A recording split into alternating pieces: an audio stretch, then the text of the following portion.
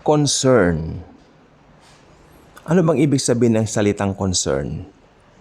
Ito po ay patungkol sa kung ano yung reaksyon mo na merong pagkikare doon sa mga pinatutungkulan mo ng iyong whether ginagawa o mga sinasabi. Tulad ko po dito, sinasabi ko po ang salita ng Diyos upang inyong maalaman na sa impyerno, pag napunta ang isang tao dito, wala na pong point of no return.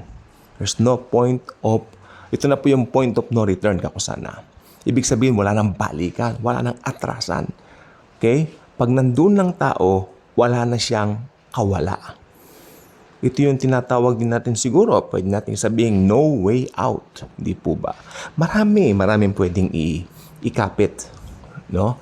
So, pag ang impyerno po ang pinag-uusapan, makikita po natin dyan yung tinatawag na reaksyon ng bawat tao based sa kung anong karakter meron sila. O halimbawa, ganito po. Yung mga nagko-comment ng masama sa akin dito. Pag pinipreach ko yung impyerno, I think sometime last year, I removed the comment. I don't want bad comments na manatili dito. Dahil pagmumulan niyan, pag mag-i-spark ang mga away. Nag-away nga po eh. May nag-comment tapos inaway nung isang sumasang-ayon sa akin. At ayoko po ng ganon. Ito, love of Christ, love of Jesus lang po ang atin pong ibinabahagi. Parang doon sa kanyang comment, parang sinasabi niya na tayo mga Kristiyano daw, parang ginajudge sila. Kasi yung nag-comment na yon, I don't think na Kristiyano. Bakit daw alam ko? Tingnan nyo to, Bakit daw alam ko na pupunta ang unbeliever sa impyerno? Diyos daw ba ako? Alam niyo po ang isasagot ko diyan, pero tamad po ako mag-type. Hindi na lang po bale. I don't think that person is ready to hear the word of the Lord Jesus Christ yet. No, as of the moment, that last year moment, no, I don't think so. Ang isasagot ko doon sana, hindi po ako ang nagsasalita at nagsasabi niyaan. Ang Diyos mismo, nakasulat sa kanyang salita ang Biblia. And I doubt if this person believes the Bible as the very word of the Lord Jesus Christ. And I hope he believe in Jesus Christ also.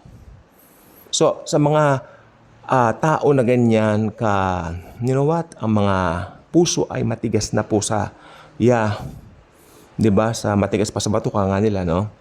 Ito po yung mga taong pag napunta na sa impyerno, doon nila maiisip na sana nakinig ako, sana pinagtuunan ko ng pansin. Diba? Sana hindi ako naging pasaway. Sana klinik ko na lang yung video. Alam niyo po bang ang daming namamatay ng biglaan? Kumbaga, sabi nga nung ibang wala man lang pasabi, iyon na pala. O talagang walang pasabi si kamatayan. Amen? Si kamatayan ang pinakakaaway ng sangkatauhan. Nakalagay po sa Biblia ng kamatayan ang pinakahuling lulupigin ni Lord Jesus Christ the moment na siya'y bumalik. Ngayon, if these people are still mananatili sa ganong klase ng view, magagalit pa, Diyos nga daw ba ako para malaaman ko yaan? Of course, I'm not God. But, ako ay isang Kristiyano na pinamamahayan ng banal na Espiritu. Nasa Bible po yan. The moment you got saved, the Holy Spirit will indwell you immediately right after you got saved.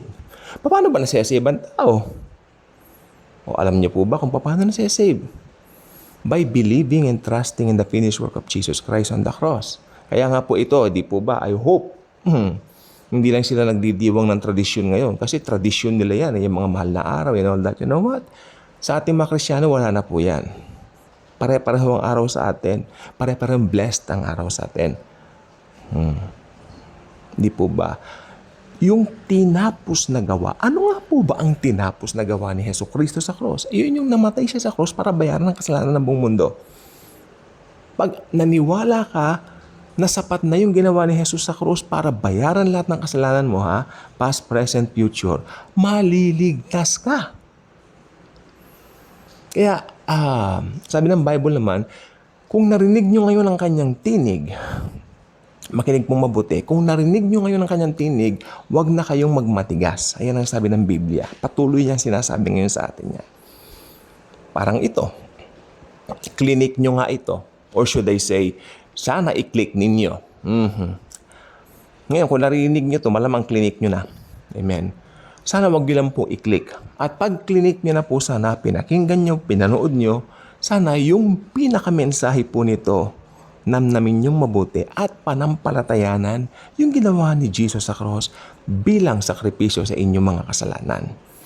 Kasi pwede rin pong panoorin nyo to, pero deadmahin ninyo or worse, bigyan nyo pa ako ng masasaklap at masasakit na comment at mura-murahin and all that. You know what? Hindi ko papansinin yan. I will remove that. Right? Yeah, immediately.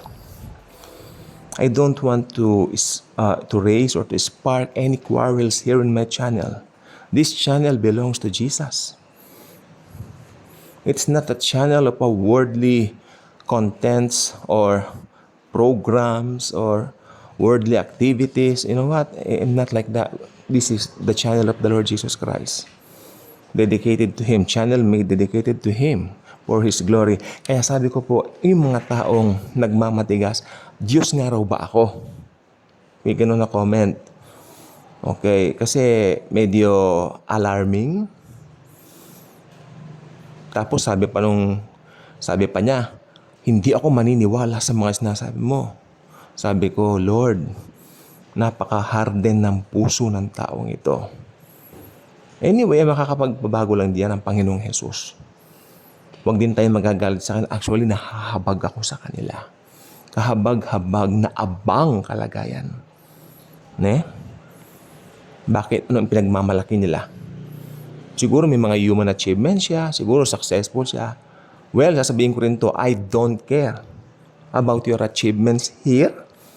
Wala yan. Walang katutunan. Walang kakwenta-kwenta ang buhay mo kung wala ka kay Jesus Christ. Maski nagkakariton lang yan, maski nagtitinda lang ng fishbowl yan, maski janitor lang yan, kung na kay Jesus Christ siya, pambihira, milya-milya ang layo ng pagka-mapalad niya kaysa sa inyong mayayaman dito sa lupa.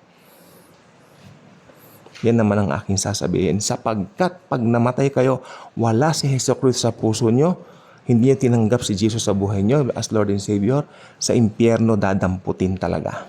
Wala po akong magagawa doon. Ang nagawa ko lang po, ginawa ko, nag-record ako ng mga importanteng messages. Ito, thank you kung pinakinggan nyo, pero hindi po para sa akin. Pakinggan nyo to, panoorin nyo to para sa inyong mga sarili. Kahabagan ninyo ang inyong mga sarili kung hindi ka pa mananampalataya. Pero kung mananampalataya ka na, nawa ito'y maging tool para sa'yo, para i-share mo sa mga social media platforms mo. Or maganda, mag-create ka rin ng sarili mong YouTube channel kung ikaw ay believer. Huwag na tayong patumpik-tumpik. Time is running out. Ngayon, meron naman mga bagong sakit.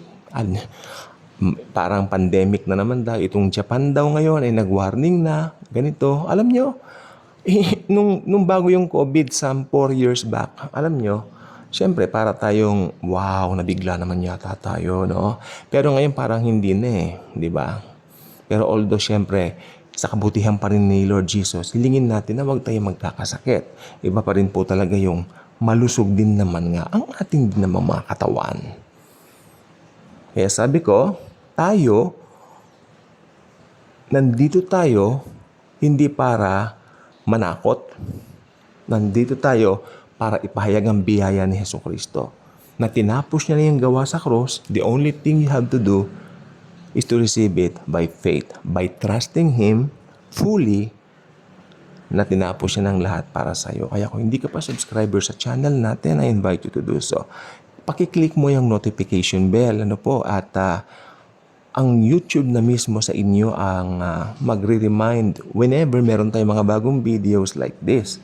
Tapos, i-share nyo po ito, Alam ko, almost lahat sa atin may mga Facebooks na i-share niyo po, makahabagan naman ninyo yung mga unbelievers ninyong mga kaibigan. Let them know the truth about Jesus. Thank you, and Jesus truly loves us all.